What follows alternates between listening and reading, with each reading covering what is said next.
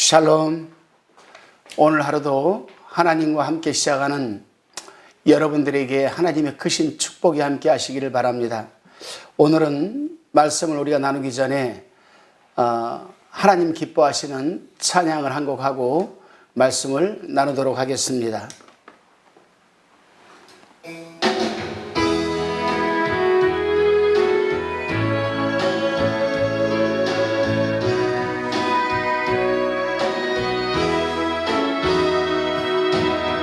위로의 말 한마디,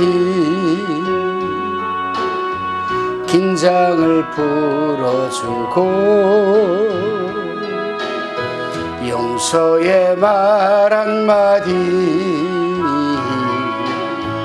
치유를 가져옵니다. 겸손한 말 한마디, 존귀히 여김받고, 교만한 말 한마디가 멸망을 가져옵니다. 가장 아름다운 말, 미고사치, 미안해요, 고마워요, 정말 사랑해요. 그리고 당신을 축복합니다. 쓰디쓴 말 한마디, 증오를 씨뿌리고, 당연한 말 한마디, 영혼을 파괴합니다. 격려의 말 한마디, 새 소망 심어주고, 지혜의 말 한마디, 인격의 향기입니다. 가장 아름다운 말, 미고사치, 미안해요, 고마워요, 정말 사랑해요. 그리고 당신을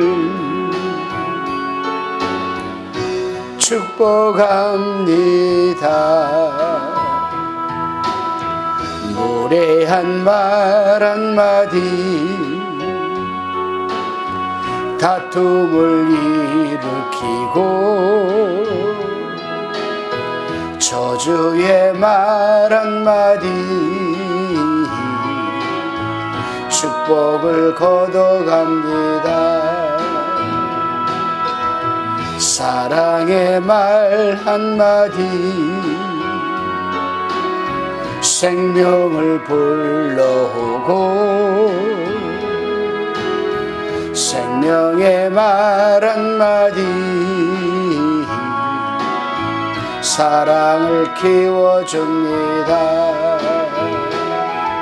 가장 아름다운 말, 미고사치, 미안해요, 고마워요, 정말 사랑해요. 그리고 당신을 사랑합니다.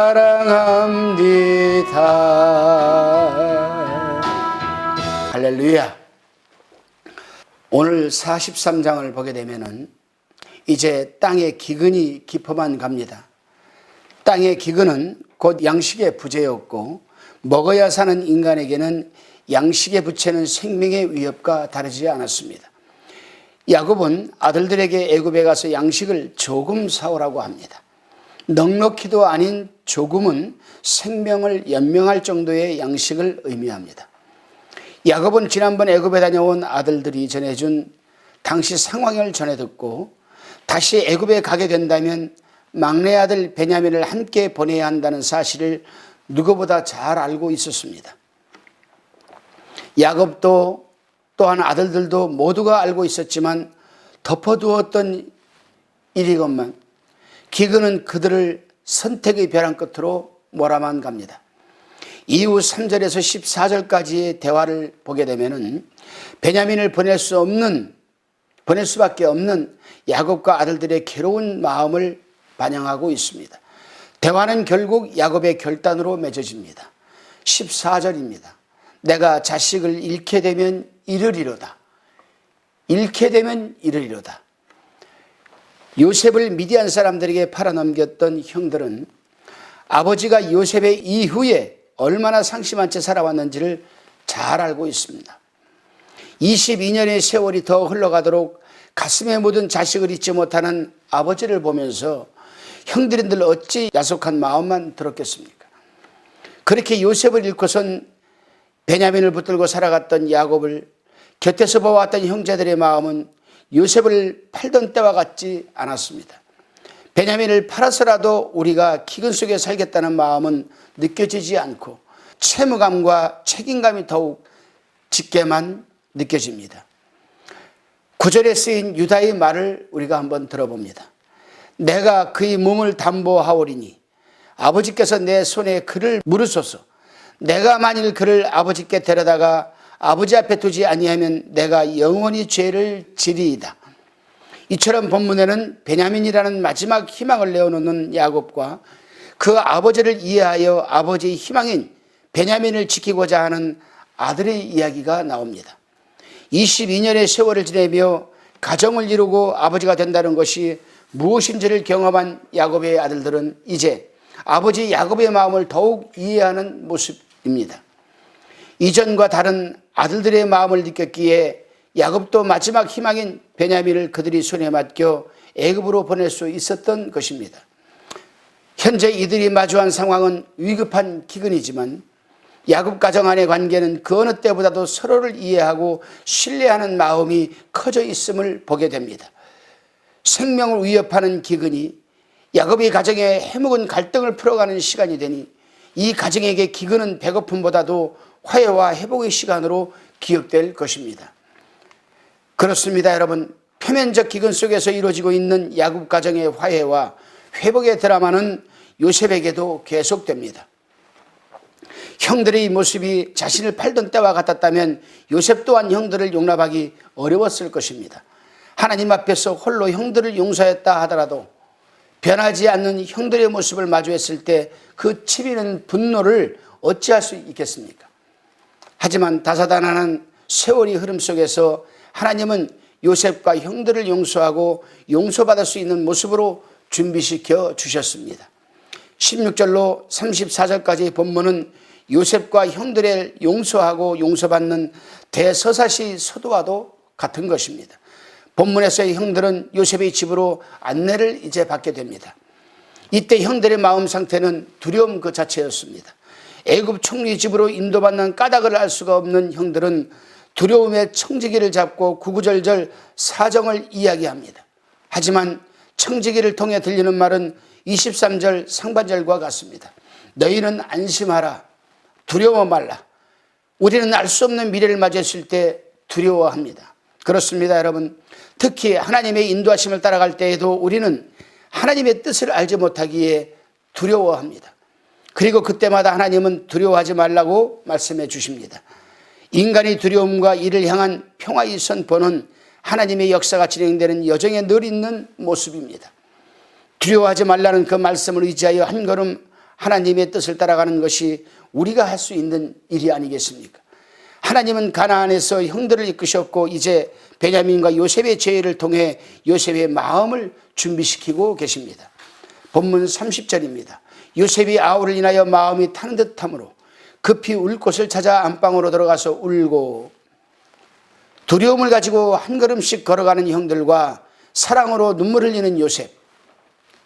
하나님께서 준비해 주신 이곳에 이르기까지 참으로 오랜 시간이 걸렸습니다.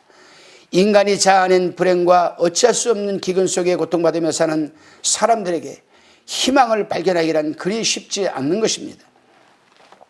하지만 오늘 본문은 인간이 불행과 어찌할 수 없는 기근 속에서도 당신의 이야기를 펼쳐가시는 하나님이 계시다고 증언하고 있습니다. 하나님이 계시기에 우리는 인간이 자아낸 불행과 기근 속에서도 새로운 마음과 또한 비전을 꿈꿀 수 있는 것이 아니겠습니까? 하나님께서 요셉과 형들의 만남을 준비시키고 인도하셨듯이 우리 시대의 다양한 문제와 우리 가정의 어려움 속에서도 하나님은 당신의 뜻을 따라 우리를 준비시키고 인도하시는 분이신 줄로 믿으시기를 바랍니다. 믿음은 시대 속에서 당신의 이야기를 펼쳐가시는 하나님을 목도하고 그 하나님을 따라 두려운 마음으로 한 걸음 한 걸음 내딛는 것이 바로 믿음이고 바로 신앙입니다. 그렇게 살아간 그리스도인에게 오늘 이 시대는 다르게 기억될 것입니다. 오늘 하루도 여러분, 미지의 시간들을 우리는 알 수 없지만 우리 앞에 어떤 일들이 펼쳐질지는 모르겠지만 하나님을 믿고 두려운 마음을 떨쳐버리고 그분의 말씀을 붙들고 한 걸음 한 걸음 내디딜 때 우리 또한 요셉에게 또한 그 형들에게 야곱에게 주어졌던 그 크신 은혜와 축복과 만남의 축복이 함께할 줄로 믿습니다. 기도하시겠습니다. 주님, 요셉의 형들이 스스로 자아낸 불행과 인간이 어찌할 수 없는 기근 속에서도 요셉과 형들을 준비시키시고 인도하시는 하나님을 우리는 목격합니다. 저희들의 삶의 자리 또한 어려운 일이 많고 어찌할 수 없는 기근을 맞을 때가 있습니다만 바로 그 처한 환경에서도 함께 계시는 하나님, 여기서 우리를 준비시키시고 인도하시는 하나님을 믿으며 오늘을 살아가게 하여 주시옵소서. 감사드리옵고 예수 그리스도의 이름으로 기도드리옵나이다. 아멘.